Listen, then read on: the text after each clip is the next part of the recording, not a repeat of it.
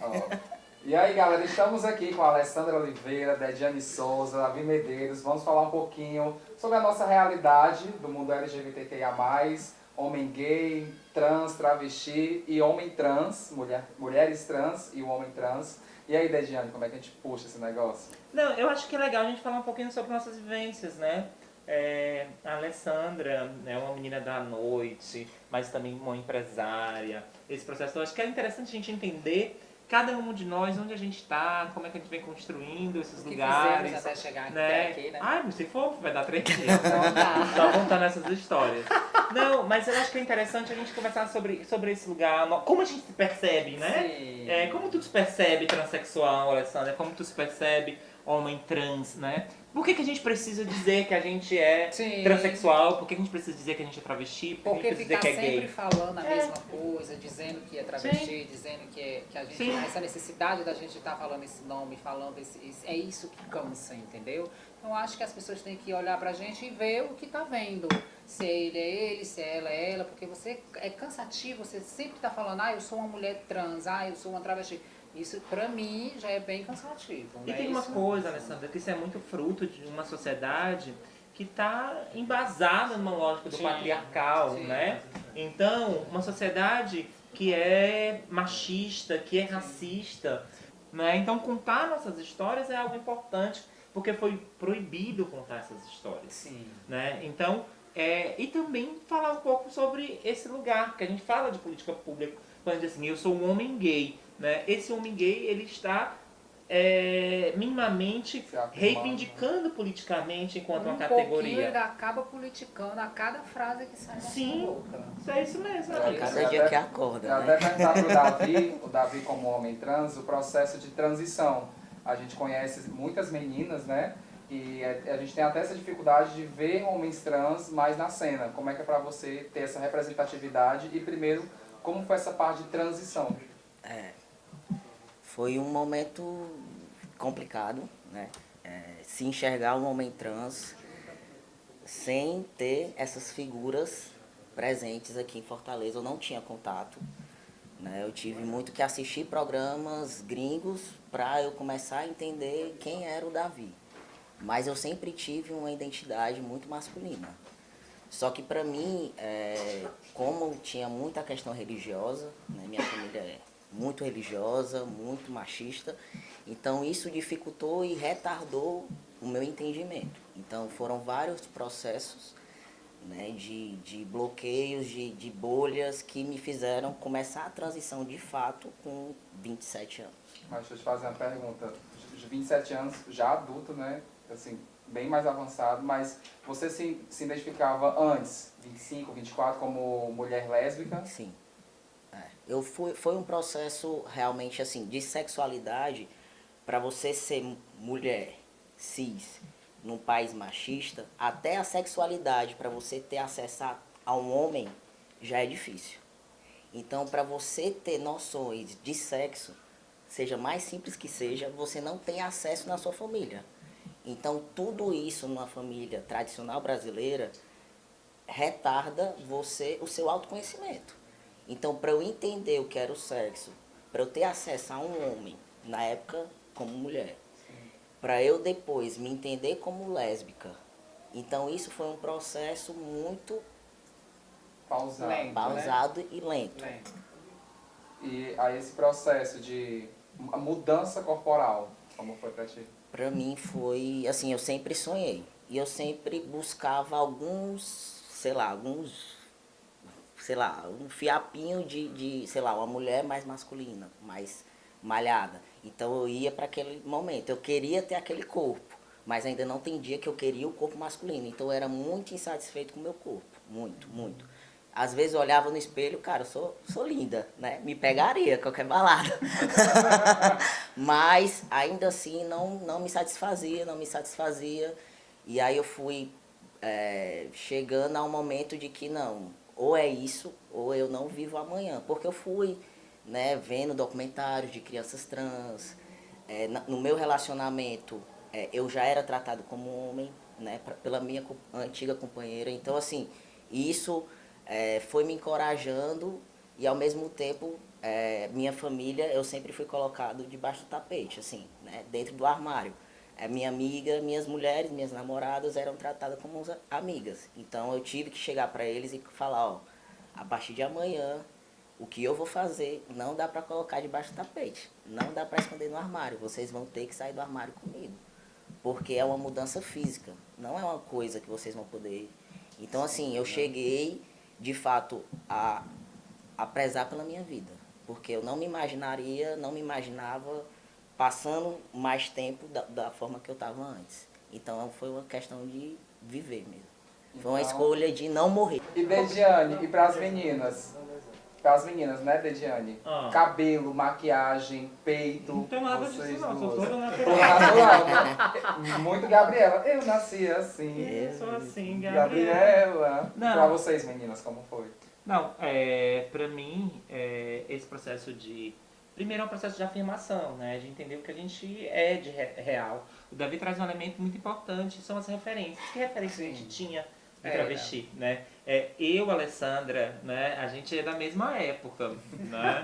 Então, a gente se expôs junto, assim, alguns terreiros, né? Adoro! Então, a gente foi se construindo... No nosso caso, era eu e ela e outra menina, a gente se Não, unia, calma, não. né? Outra menina não, vamos deixar claro. Outra mana, Soraya Oliveira. Sim, que vamos fazer referência a ela, porque o Brasil é o país que mais mata travestis e transexuais. E a Soraya foi uma das que, infelizmente, se foi antes do que a gente queria. Então, Sim, E Soraya tá partiu. classificada, tá junta nessa que ela falou, né?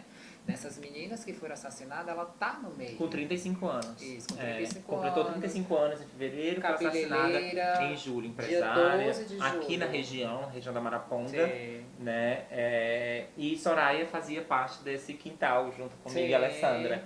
Né? Então a gente saía, era o momento que a gente tinha no final de semana e a gente saía nós três, não era isso? E aí a gente começou a se perceber uma nas outras. Sim. Né? Então, desse processo todo, né, das mudanças corporais, eu fui a Sim. primeira, né, a fazer o implante de prótese mamária, Sim. depois a Alessandra, depois a gente Depois encorajou a ela. Soraya. Sim. Né? Então a gente foi se construindo uma grande rede mesmo. Né? Tipo assim, o médico que fez o meu, né, em primeiro momento a gente não quis, depois a Alessandra fez, a Soraya fez de novo. Eu fiz de novo com o mesmo médico, né, que o meu tinha dado problema depois de 2 anos, né, e as meninas tinham acabado de colocar. Eu volto no mesmo médico que fizeram delas, então a gente tem a mesma mão cortou o peito das três. Né? o mesmo médico fez um parto, O né? mesmo médico cortou a mão cortou Realizou o sonho que a Isso, gente sempre né? tinha. Então, né? e a gente começou a construir essas questões, mas a gente também se inspirou em outras referências, né? E pra gente faz generidade. Eu lembro perfeitamente que nós três sempre tivemos a Thalia como grande exemplo de beleza. Né? E a gente Thalia dizia, cantora? a cantora Thalia, A né? gente escutava, a gente dublava, o show sempre tinha que ser ela, tudo era ela, né? Então a gente construiu essas referências, né, de beleza. A minha cintura foi voltada a ela também, viu, Daniela? E aí a gente foi transformando, construindo essa ideia de corpo, né? Mas cada um na sua dimensão, né? O que eu entendo de beleza hoje é totalmente diferente do que eu entendia de beleza em outro período, naquela né? época. Porque nesse momento eu vou me perceber, né, que eu sou uma pessoa negra, então não tenho por que ter um nariz de boneca.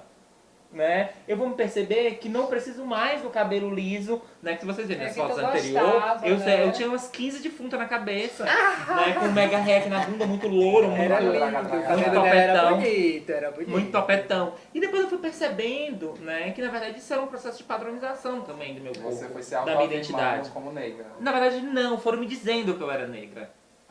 Porque na verdade quando você tá nesses lugares onde você convive com pessoas negras, você vai perceber que você é igual a todo mundo. Sim. Mas quando você sai desse lugar, você vai perceber que os outros vão lhe perceber. E aí você vai vivenciar o racismo, junto com a transfobia. Então, nesse período onde eu começo a me dedicar aos estudos, eu percebo que, na verdade, eu sempre fui atravessada pelo racismo, né? Mas não dentro de uma dimensão de eu perceber isso, porque, na verdade, já tinha travestilidade ali muito visível, né? E isso foi me colocando nesse lugar de pensar também, né? É por isso que quando eu trago referência, eu trago Erika Hilton como uma travesti negra, né? Eu trago Erika Malonguinho, né? Meg Hayara, né? E outras figuras, né, que vão se perceber. E Soraya sempre dizia pra gente, né, nas conversas da gente, Soraya fazia o cabelo, maquiagem, todas nós. Qualquer evento era cabelo, maquiagem, Soraya. Né? Produção da própria candidata. Cabelo e maquiagem, Soraya Oliveira. E Soraya dizia, e eu até trago essa citação, primeiro os homens brancos, depois as mulheres brancas, depois os homens pretos, depois as mulheres pretas. E as travestis quase caindo do abismo, são as últimas.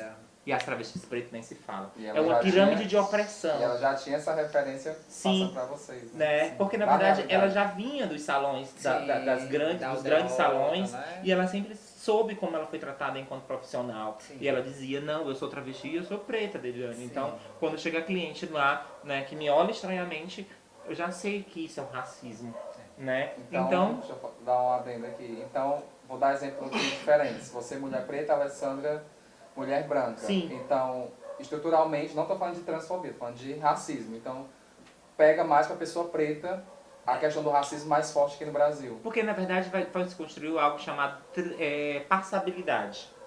A Alessandra vai passar, né, por alguns lugares, né, e que não vai... Claro, ela vai chamar porque ela é muito vultuosa, né? Então, e ela adora. Né? Olha essa frase que eu... Como é a Vultuosa. frase? Vultuosa. Já vou anotar, que já vou ouvir nos meus Então, stories. a Alessandra é espiricute, mas tipo assim, se a Alessandra, né, dizer assim, hoje eu não quero ser percebida, ela vai sair de casa e não vai ser percebida.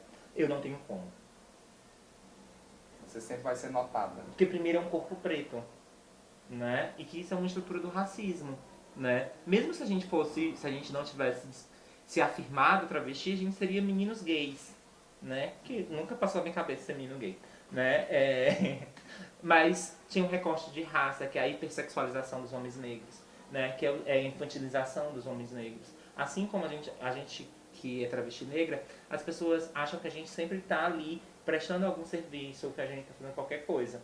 Né? Aí a gente passa para refletir o lugar das mulheres negras. Quantas médicas negras tu já foi atendida na tua vida? Quantas professoras negras já teve? Mas quantas diaristas já foram na tua casa fazer tua faxina negras? Né? Quantas? E então, esse recorte é importante para a gente refletir. Se a gente tem um processo de economia concentrado dentro do povo branco e o povo negro ali no lugar de servente, no lugar de servir, a gente ainda tem uma desigualdade racial no país.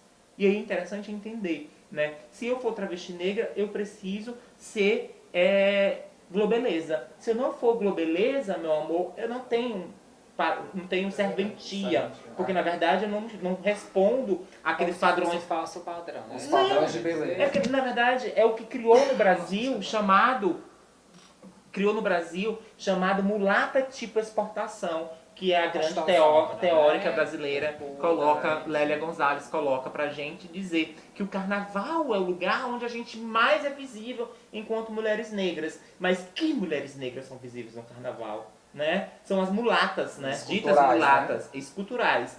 E as travestis, elas vão reproduzir também essa lógica. Assim como as transexuais também vão reproduzir essa lógica, né? Dizer se você é negra, você tem que estar muito bonita, muito montada, né? E ter bom dote. Porque na rua você não vai ganhar se você não tiver. É a mesma coisa que fazem com os homens negros. Se for bubu, né? Bubu não ganha nada. Então é importante dizer, né, que existe esse processo no país e a gente precisa discutir que isso também nos afeta enquanto pessoas travestis e transexuais, né? Enquanto LGBTQIA+. Né? Então, é interessante que a gente coloque isso. Então, as referências, elas são muito importantes para nossas vidas.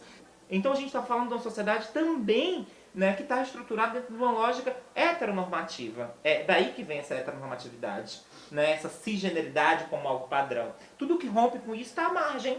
É por isso que a gente é marginalizado. Isso é marginal, né? Isso, né? Porque a gente está tudo na margem. Não quer dizer que a gente queira ser marginal. Não! A sociedade, e é importante dizer que nós também somos pertencentes à sociedade, apenas estamos à margem. E eu sempre falo e falei nessa época que era algo muito interessante das oficinas, né? Quer dizer que a gente precisa pensar a sociedade como um todo. A gente não está no núcleo da sociedade ali, né, ocupando grandes espaços de visibilidade, porque foi negado para a gente o direito básico, o direito da educação. Né? Se a gente está entrando em algum lugar hoje, é porque a gente está rompendo essa lógica.